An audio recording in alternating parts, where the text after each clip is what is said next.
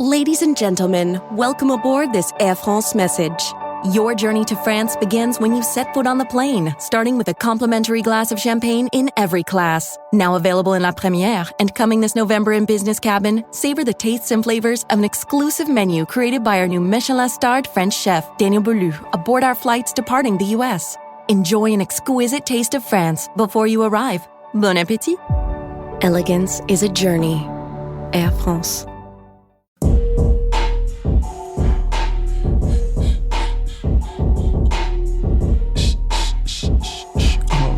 I love the way this beat, man. It's just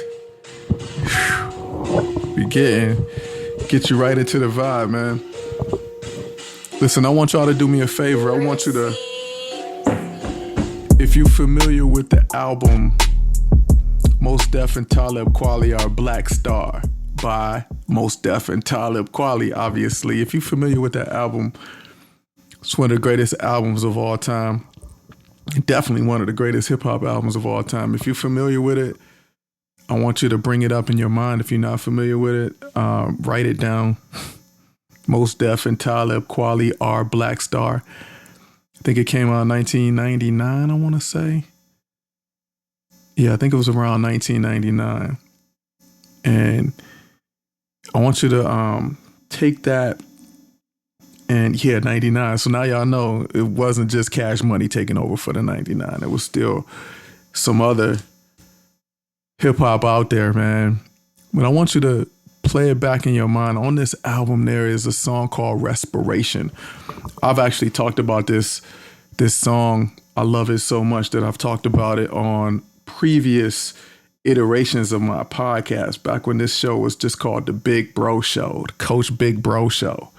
I talked about it and I broke down the lyrics to the entire song, right? So if you go to my YouTube channel, scroll back far enough. If you're willing to put the scroll in, scroll back about 5 years or so, you'll see me breaking down the lyrics to the entire song of Respiration. And on that song, starts with Mos Def, Yasin Bey, one of the greatest poets of our time. And the whole song is about the city of New York and the city breathing. I won't just say New York. It's about the city breathing. I think we all understand the city, right? We all understand that we grew up next to or near or roundabouts or up the street from some city. So it's about how the city breathes, and it really digs into the politics, the setup. You know, Mos Def comes in first and then Kweli is next. And Mos Def really, gets real poetic comparing about the corruption of the city, comparing it to Batman and Robin. And he said you can't tell between the cops and the robbers, all of that. And then Talib Kweli comes in. He's super poetic too, man.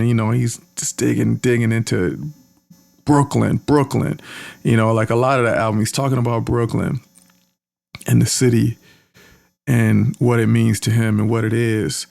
And then the featured artist comes last, right? And he gets like one of the things I love most about hip hop, man. You could always tell when a featured artist is about to come wreck shop because the beat will change or there'll be like a little couple of seconds of a bridge. It's not just a regular structure right before they come in. So we get a little bit of bridge after the hook right before you get the great Common, aka Lonnie Lynn, aka Common Sense, right? It's my guy, man. One of the only famous rappers I actually met in person, man. Shout out to Com. Com has been like my favorite rapper most of my life, right? Like for as long as I can have favorite rappers, it's usually been him. And in a song where two New York artists are talking about New York City, which is something that we all know, we all see it on TV. It's, they call it Gotham and all of those things. Common is not from New York City. He takes his opportunity to be even more poetic. And his verse is about Chicago, where he's from. And I think it's really interesting because, one of the main reasons Common is my favorite artist is, Common is, he kind of represents that juncture between the hood and the suburbs. Even back to his earliest albums, I've always studied him, right? And I've studied how, he lived in certain neighborhoods that were right in between these gang-infested territories and these better neighborhoods, right? He played basketball with his boys. You know, and Common really got deep. He talked about some real human, vulnerable stuff that most men don't do, right? It's kind of been the trademark of him. And in one of the lines, he said, "My circumstance is between Cabrini and Love Jones, surrounded by hate, yet I love home." And I've always loved that line, man. And like I said, I've broken down this whole song in depth, but I really wanted to go deep into this line because it's something that I can directly relate to. Because that line, man, that's like, it's poetry, but it's really his autobiography, right? And anybody who's listening, anybody who's ever lived in that between, right? He said, "My circumstance is between." Anybody who lived in that between, they know exactly what he meant by that. It's a strange balance, right? Being too aware for one world and too grounded for the other world, right? You move between chaos and calm. It's almost like being bilingual. You're fluent, right? You could be fluent in struggle and stability. Whew.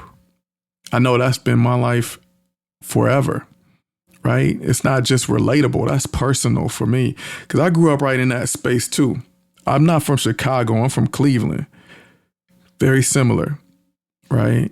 I came up in 79th and Superior, and then we moved to the suburbs in Euclid, and then I capped it off with Cleveland Heights. Yeah, the same Heights, New Heights. It's, I know y'all may have heard of it from the Kelsey show, but, Heights has been popping, man, So this is something I want to, let's start with, Cabrini. When he said, "Our circumstances between Cabrini and Love Jones," what he's talking about is Cabrini Green, right? Cabrini Green, as most of y'all know, is a housing project in Chicago, right? It's not just a housing project, it's the housing project, right? It's a symbol. It's the symbol of housing projects, essentially, right? It's a symbol of promise, policy, and the politics of poverty. Woo! Y'all ain't know I was going to go all the way there with it. Thousands of families live there, man. It's stacked high red brick towers built with good intentions and bad follow through, man. It's sat right there on the edge of Chicago's north side. It's surrounded by some of the most expensive real estate in the city at one point, right? You could look out Cabrini Green window and see the actual skyline that you see on postcards and stuff, So people who live there could look outside and see the trace of a skyline of opportunity and never be able to really touch it or experience that, right? This is where Good Times was set. Yeah, they never said the name outright, but that's what it was supposed to be. Ladies and gentlemen, welcome aboard this Air France message. Your journey to France begins when you set foot on the plane, starting with a complimentary glass of champagne in every class. Now available in La Première and coming this November in Business Cabin, savor the tastes and flavors of an exclusive menu created by our new Michelin-starred French chef, Daniel Boulou, aboard our flights departing the U.S. Enjoy an exquisite taste of France before you arrive. Bon appétit! Elegance is a journey. Air France. Right? It's like scratching and surviving, which, to be honest, when I was really little and that show came on, that show was a sitcom to America, but to a lot of folks, that's sociology. It was the story of your life, right? A whole generation of kids watched Good Times living in their own versions of Cabrini Green. Right? They saw their mothers stretch dinner. Their fathers was chasing hours. Neighbors hustling in a system that never gave them one. That's what Cabrini meant. It's like ingenuity, right? You had, painters and, all these really smart people trapped in this concrete system that contained us, but you still find joy, right? You still got the great picture of folks, dancing,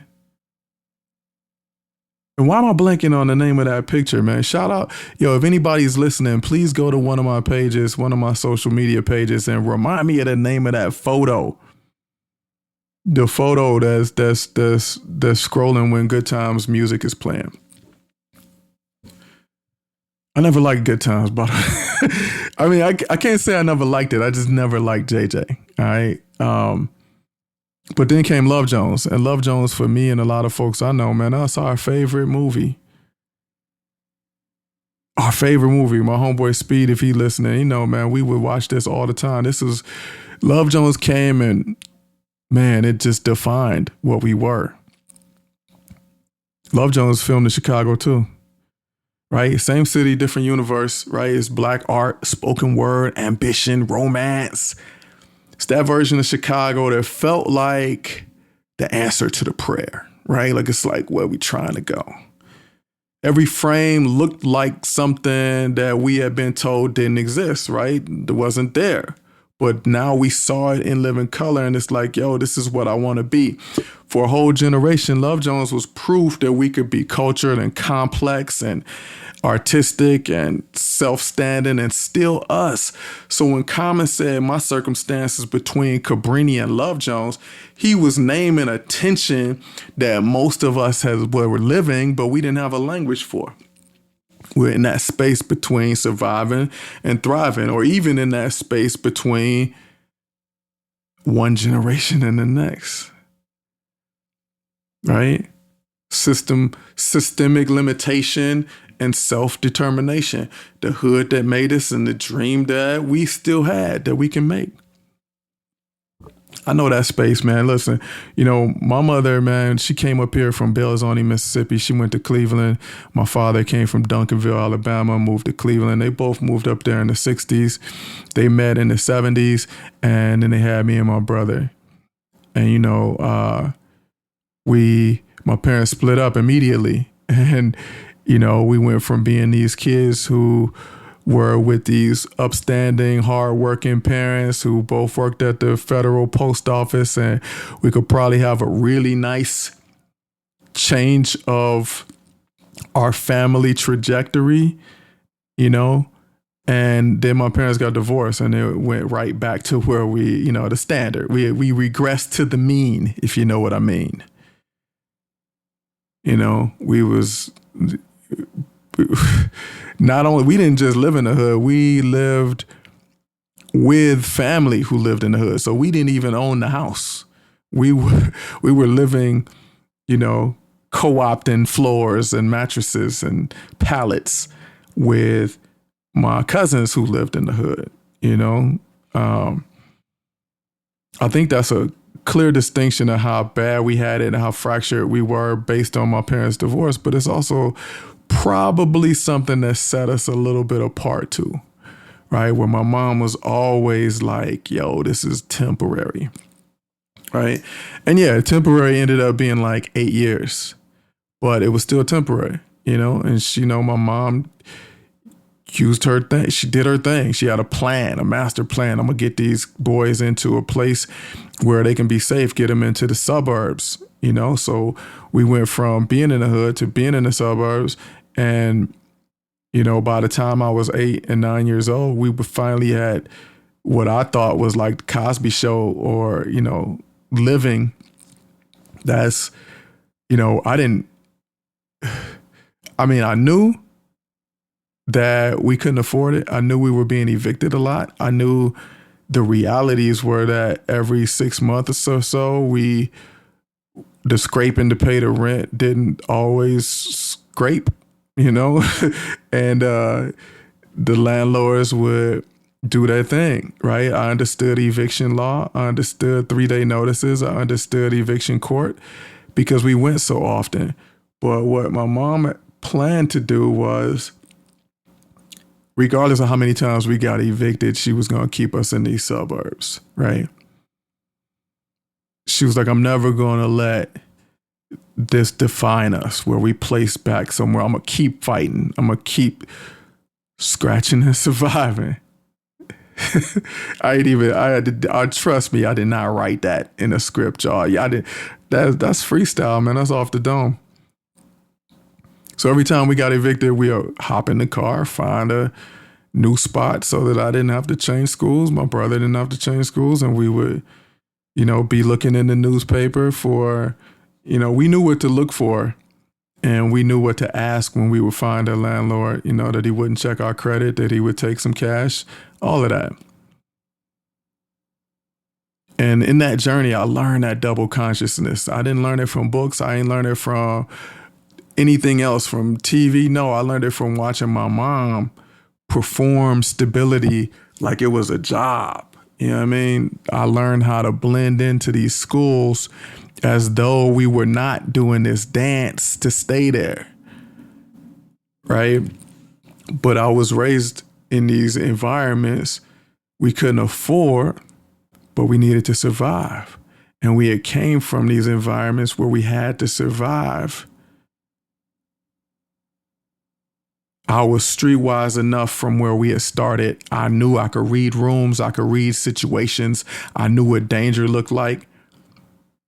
But I was suburban enough to know what that looked like and know how to blend in. I was always aware. I was always adapting. I knew how to change my language. I knew how to change the way I stood, way I presented myself. That upbringing gave me one of the most valuable skill sets somebody can have, and that's translation. I could walk into any room and speak multiple dialects. I know how to read power dynamics before a meeting starts. I know how to see the full story before it's told. That came from growing up between Cabrini and Love Jones. Because when you're raised by struggle, but you're trained by proximity to stability, you develop a rare clarity. It's like, it's not the most positive environment. It's not the healthiest environment, but it is developing a rare clarity. It gives you an instinct that most leadership books cannot teach you. You learn what authenticity really costs. You learn when to listen, when to flex, and when to let silence do all the talking. But there's a dilemma in it. It's an incomplete existence. Because guess what? That rare quality, for me, led me into some success. Right? I've had a reasonable amount of success in the world. And now I got kids who live in neighborhoods with bike lanes and coffee shops. Their childhood is soft in ways that mine never was. They have both their parents here telling them they love them every day. They don't have to struggle to get a conversation in with either one of them. They get to see their parents in the same room. I'm proud of that. Breaking these cycles, eliminating some trauma from the bloodline, getting that dirt out the blood.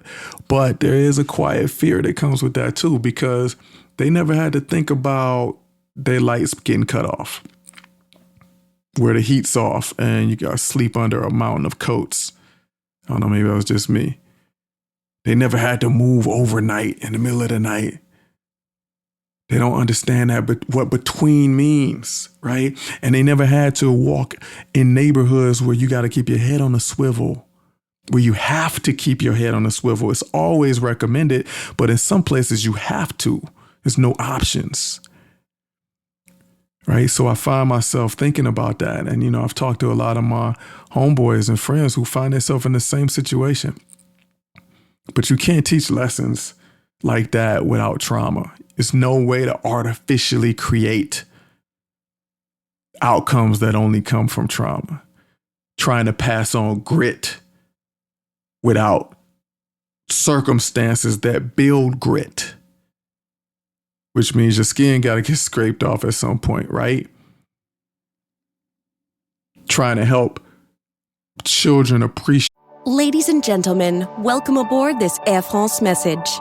Your journey to France begins when you set foot on the plane, starting with a complimentary glass of champagne in every class. Now available in La Première and coming this November in Business Cabin, savor the tastes and flavors of an exclusive menu created by our new Michelin-starred French chef, Daniel Boulou, aboard our flights departing the U.S. Enjoy an exquisite taste of France before you arrive. Bon appétit! Elegance is a journey. Air France.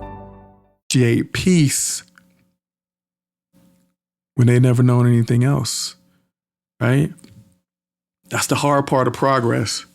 learning how to raise peacekeepers when you were built in the war. So you have a true appreciation of the peace, right? But this is the quiet operating system under all of it. That sense of being both, where you're comfortable and cautious at all times, right? Where you're hopeful and haunted at all times, where you both code switch and you fully authentic at all times. When you lived in that middle space long enough, it becomes your superpower. You can stop asking which world you belong to and start realizing you were meant to be the bridge between multiple worlds.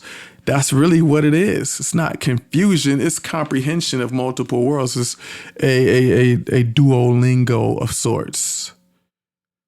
It's a heightened awareness that allows you to see multiple angles of reality.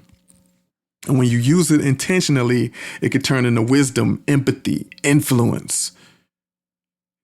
That space between Cabrini and Love Jones, it's not a contradiction, it's a calling. It's where empathy is born, strategy is sharpened. It's where the next version of leadership is going to come from. Trust me, it's people who can feel the streets and read the spreadsheets. Being between worlds don't mean you lost, just mean you're fluent. Listen, I want y'all to go back, take a listen to Common's verse. It actually says way much more than that, right? Surrounded by hate, yet I love home. I asked my guy how he thought traveling the world sound. He found it hard to imagine he hadn't been past downtown. Oh man, really deep, solemn, sad verse. The whole verse is written about him traveling back to Chicago to attend the funeral of one of his best friends and the emotions that accompany that. So I highly recommend it. I highly recommend we continue to listen to these deeper verses in hip hop, find the framework inside of them, expose all of the power in the poetry, y'all. Well, thanks for joining me, man. And this has been On Everything. I appreciate y'all. This is episode 2 of season 1. I'm going to explore a little bit more of our culture, our hip hop, all of that, and how it's all still affecting us right now, how it's all connected, right? Thanks for joining you. Love y'all.